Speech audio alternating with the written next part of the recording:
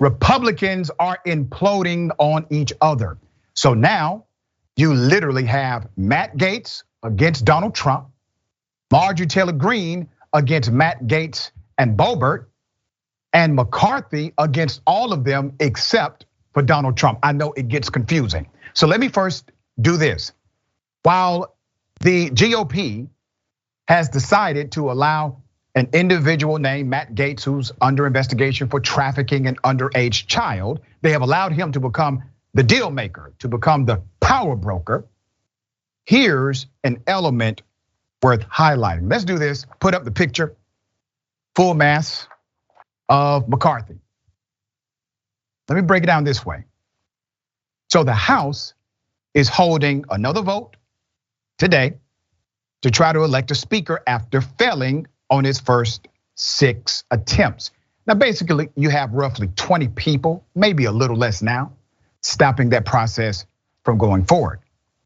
You have GOP Representative Kevin McCarthy of California struggling to win over a faction of conservative members. These individuals are completely opposed to his candidacy. McCarthy has fallen short every single ballot.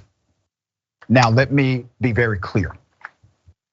All of these individuals are advocating for their own power, not for you, not for policies to actually create remedy, solution, a fix in this societal construct. They are looking for power. So the negotiations behind closed doors, that's the aim. But I will say this about strategy. At the end of this debacle by conservatives, the fringe representation of the Republican Party will have more power than before. That's what will happen. Why? Because these individuals are not willing to allow McCarthy a pathway to victory without particular rules or assignments established. There's more. Let me show you how bad it is. Hannity and Boebert got into it. Here it is. You said to President Trump, you said earlier today that President Trump needs to tell Kevin McCarthy, you don't have the votes. We need to come up with a consensus candidate to elect a Speaker of the House. You don't have the votes and it's time to withdraw. He has 203, your side has 20. Why is it time for him to withdraw and not you when he has so many more votes?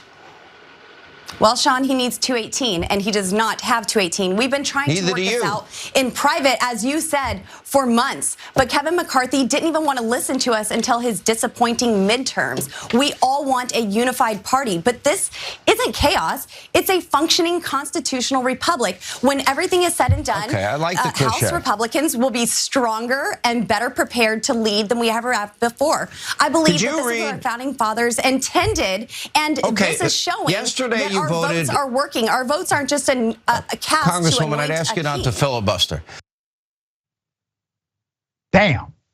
When Sean Hannity says, Congresswoman, I ask you not to filibuster, to another Republican who used to co-sign everything he said and vice versa, it is a different day. Now keep in mind, this also indicates the weakening power of Donald Trump. Donald Trump has endorsed McCarthy.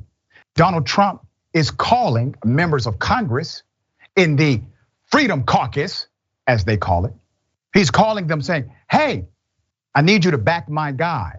But the Freedom Caucus has decided not to listen to their at least one time beloved leader. The occult-like following of Donald Trump has diminished so much that he no longer even controls the political class that once would sign off on anything he said. There's more. Let's put up the Marjorie Taylor Greene, Boebert, and Matt Gaetz. Now remember, what you're seeing are 3 individuals who typically would always agree. That is no longer the point. That is no longer the reality. Here's the point. Greene questioned why Gaetz continued to oppose McCarthy's leadership, despite calling the compromise on the GOP rules package exquisite. Greene also slammed Boebert, who narrowly won re-election in November.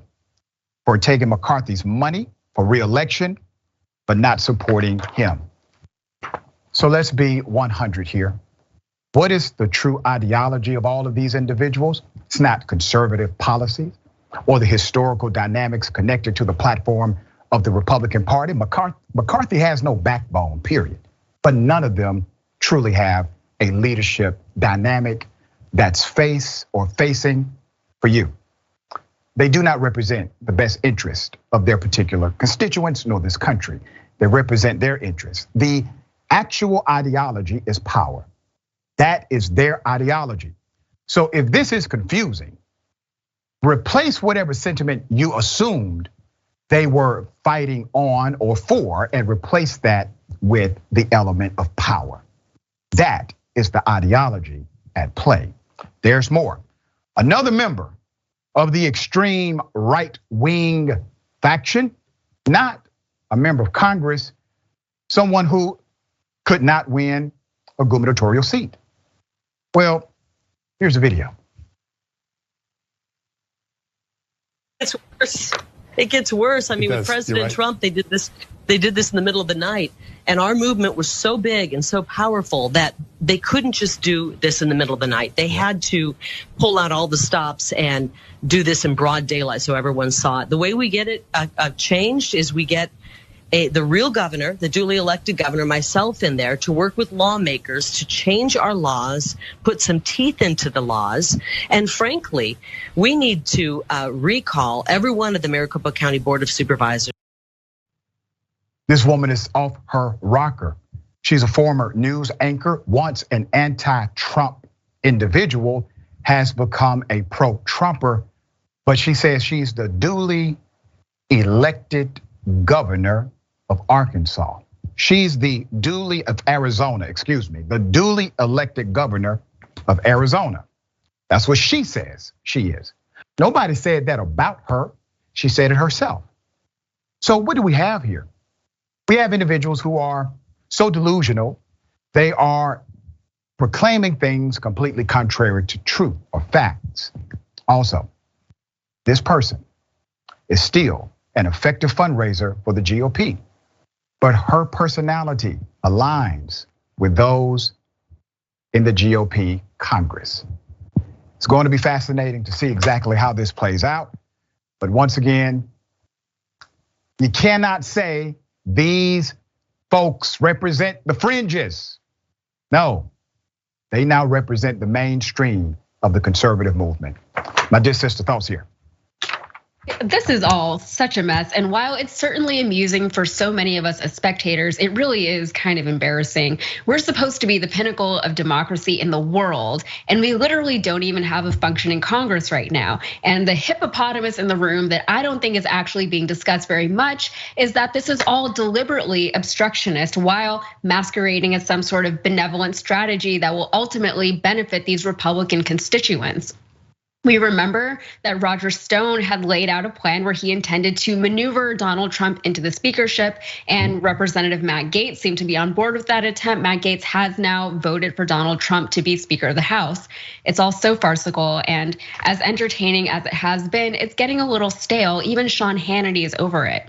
And that said, McCarthy is still making concessions in an effort to court these votes, so we'll have to see where we finally end up there. And as far as Kari Lake, is this just how democracy works these days? Can we just declare ourselves things and then we are that? Like, can I be a princess? I know that that's not American, but neither is any of this, right? Kari Lake needs to take the L on this one and pivot to something else. She's chasing relevancy. She's not, nobody is worried about Arizona right now. The actual governor of Arizona has already been sworn in. She's got to move on. Yeah, this is what happens when you are inspired by Donald Trump. All right.